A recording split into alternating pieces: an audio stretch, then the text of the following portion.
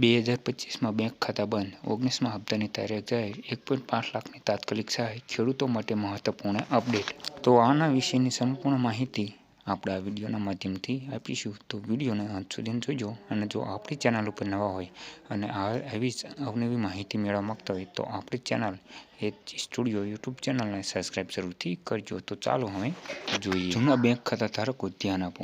બેંકમાં આરબીઆઈએ નવા નિયમો લાગુ કર્યા છે. જે મુજબ છેલ્લા 2 વર્ષથી જે ખાતામાં ટ્રાન્ઝેક્શન નથી થયું અને ખાતામાં કોઈ લેવડ દેવડ નથી થઈ અને બેંક ખાતું ઝીરો બેલેન્સ છે એવા દરેક ખાતા 2025માં બંધ કરી દેવામાં આવશે.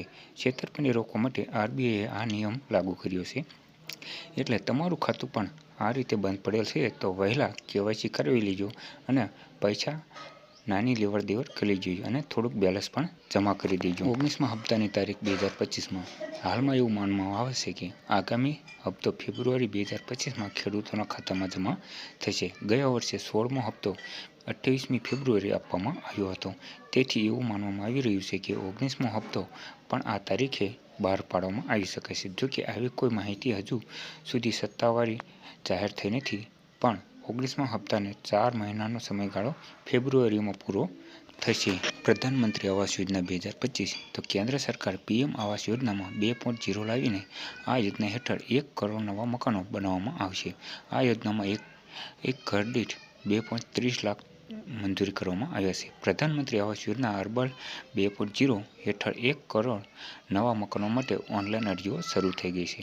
આ માટે તમે ઓનલાઈન પણ અરજી કરી શકો છો. દસ્તાવેજમાં અરજદાર અને પરિવારના સભ્યોની આધાર કાર્ડની વિગતો, અરજદારનું સક્રિય બેંક ખાતું, આધાર કાર્ડ બેંક ખાતા સાથે લિંક હોવું જોઈએ અને આવક પ્રમાણે જાતિ પ્રમાણપત્ર, પછી જમીનના દસ્તાવેજો અને અરજી કરવા માટે પહેલા સત્તાવાર વેબસાઇટ અહીંયા તમને આપેલી છે. ઓફિશિયલી વેબસાઇટ છે તેના ઉપર જઈને તમારે અરજી કરવાની રહેશે. સરકારની રાહતભરી જાહેરાત. આવકવેરાએ ટ્વીટ કરીને માહિતી આપી છે કે ઇન્કમ ટેક્સ ભરવાની તારીખ લંબાવવામાં આવી છે.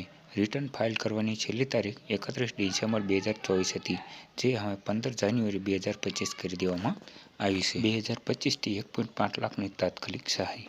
માર્ગ અકસ્માતમાં ઘાયલ થયેલા લોકોને હવે મફત સારવાર મળશે અને નવા વર્ષ 2025થી સમગ્ર દેશમાં મફત સારવારની યોજના લાગુ કરવામાં આવશે. કેન્દ્રીય માર્ગ પરિવહન અને રાજ્ય માર્ગ નીતિ ગડકરીએ પોતે આ માહિતી આપી છે. ગડકરીએ ગુરુવારે લોકસભામાં કહ્યું હતું કે આ યોજના ઉત્તર પ્રદેશમાં આ મહિનાથી લાગુ કરવામાં આવશે. આ યોજના હેઠળ અકસ્માતનો ભોગ બનેલા વ્યક્તિઓને સારવાર માટે 1.5 લાખ રૂપિયાની સુધીની તાત્કાલિક સહાય આપવામાં આવશે. હાલમાં કેન્દ્ર સરકાર દ્વારા 6 રાજ્યોમાં પાયલોટ પ્રોજેક્ટની તરીકે મફત સારવારની સુવિધા ચલાવવામાં આવી રહી છે. 2025થી આખા ભારતમાં પણ લાગુ કરી દેવામાં આવશે. ખેડૂતોના હિતમાં યોજનાઓ શરૂ.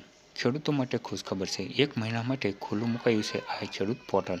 પશુ વીમા સહાય યોજનાને લઈને અરજીઓ ખુલ્લી મુકાઈ છે. ખેડૂતોને 1 જાન્યુઆરી 2025થી 31 જાન્યુઆરી 2025 સુધી અરજી કરી શકાય છે.